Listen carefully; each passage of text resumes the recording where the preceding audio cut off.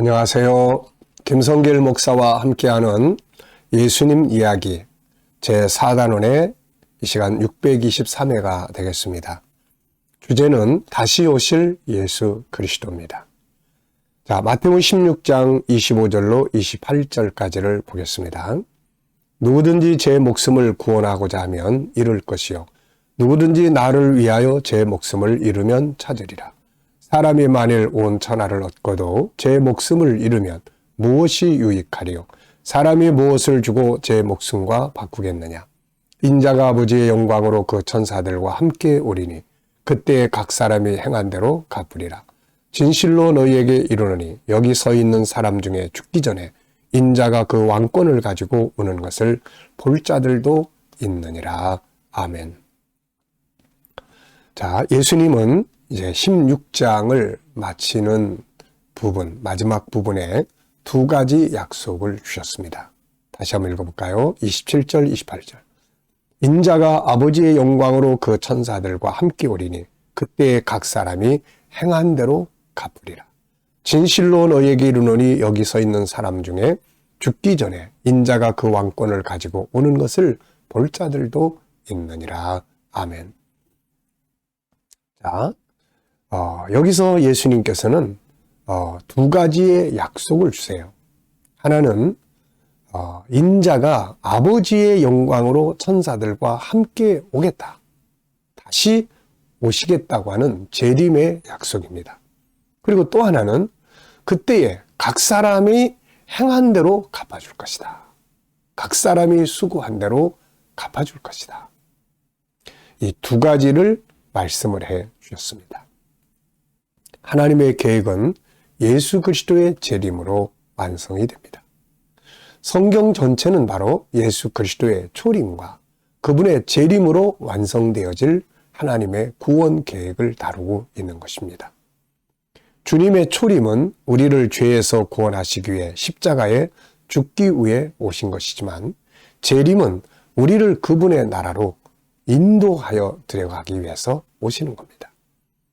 히브리서 9장 28절을 보면은 이와 같이 그리스도도 많은 사람의 죄를 담당하시려고 단번에 들이신 바 되셨고 구원에 이르게 하기 위하여 죄와 상관없이 자기를 바라는 자들에게 두 번째 나타나시리라. 아멘.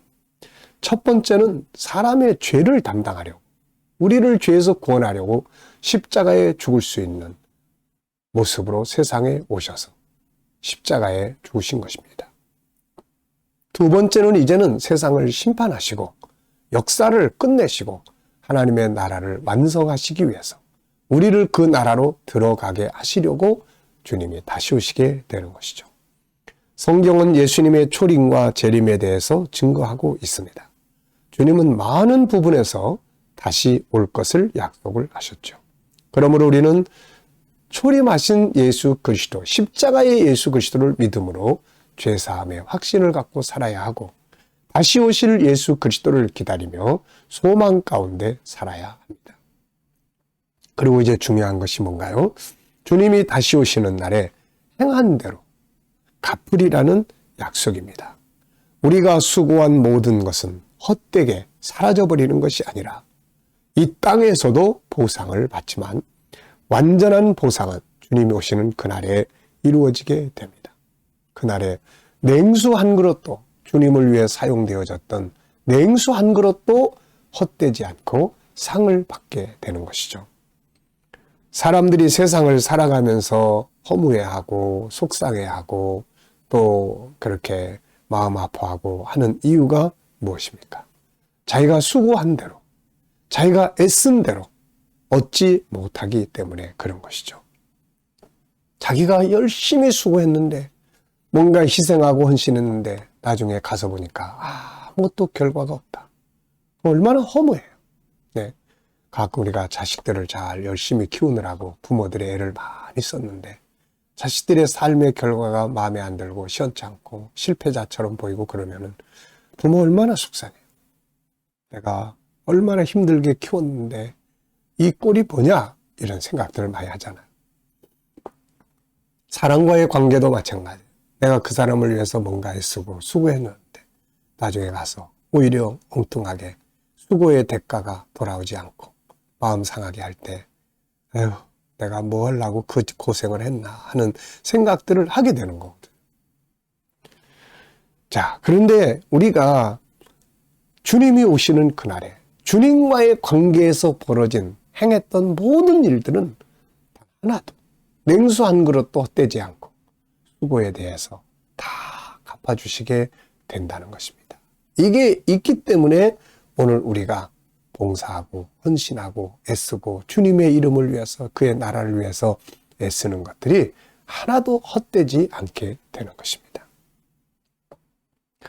세상에서도 열심히 일했는데 알아주지 않으면 당연히 속상한 거죠. 열심히 일해왔는데 또 얻은 게 없으면 화가 나죠.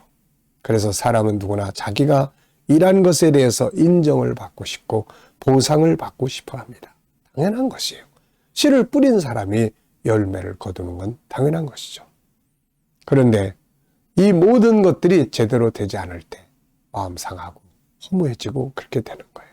그런데 주님과의 관계에서 되어진 모든 일들은 하나도 헛되지 않고 그날에 다 상을 받게 됩니다.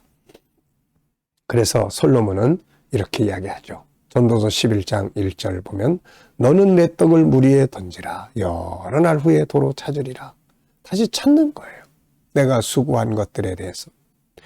수고한 것은 없어지지 않는다는 말씀입니다. 하나님은 이렇게 말씀하시고 계세요. 히브리서 6장 10절에 보면 하나님은 불의하지 아니하사 너희 행위와 그의 이름을 위하여 나타낸 사랑으로 성도를 섬긴 것과 이제도 섬기고 있는 것을 잊어버리지 아니하시느니라. 그분이 기억하고 계시는 거예요. 그래서 때가 되면 다 갚아줍니다. 사람이 갚아주는 거 아니고 인간이 갚아줄 수 없지만 하나님이 갚아주시는 거예요. 요셉이라는 사람은 애굽에 노예로 팔려갔잖아요. 팔려가가지고 노예 생활을 죽도록 했습니다. 그런데 그가 억울한 누명 쓰고 감옥에까지 내려갔지만 누가 그의 수고하고 애쓴 거에 대해서 갚아준 사람이 누가 있나요? 아무도 없습니다. 그의 형제들이 갚아줬나요? 또 보디발 장군 집에서 보상을 했나요? 그 집에서 죽도록 수고하고 일한 결과는 감옥에 들어가는 것뿐이었어요. 그런데 누가 갚습니까? 하나님이 갚으시는 거예요. 하나님이 다 갚으세요. 그래서 나중에 요셉이 그 아들 둘의 이름을 지을 때 그 역사를 거기다 담은 거예요.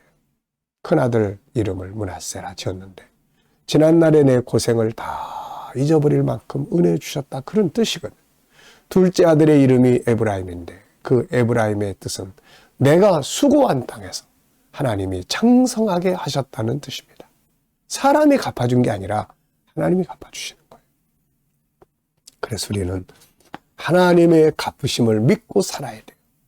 사람에게 손해볼 때 하나님이 갚으시고 내가 주의 나라를 위해서 주의 이름을 위해서 희생하고 헌신하고 애쓴 것들이 하나님이 그날에 다 갚아주신다는 것을 우리는 이 약속을 믿고 살아야 합니다. 맨 마지막 계시록 22장 12절에도 이 똑같은 말씀이 기록되어 있어요. 보라 내가 속히 오리니 내가 줄 상이 내게 있어 각 사람에게 그의 행한 대로 갚아주리라. 아멘입니다. 주님은 다시 오실 것입니다. 그리고 그날에 우리의 모든 수고가 상을 받게 될 것입니다. 이것을 믿는다면 우리는 흔들림 없이 믿음에 굳게 서서 봉사하고 헌신하며 살아야 돼요. 바울 사도는 고린도서 15장 58절에서 이 말씀을 하고 있습니다. 그러므로 내 사랑하는 형제들아 견실하며 흔들리지 말고 항상 주의 일에 더욱 힘쓰는 자들이 되라. 이는 너희 수고가 주 안에서 헛되지 않은 줄을 알미니라. 자, 우리의 수고가 그날에 헛되지 않는다는 걸 믿으시고 더 힘이 차게 열심히 수고해 갈 수 있기 바랍니다. 이 시간 말씀 여기서 마치겠습니다. 감사합니다.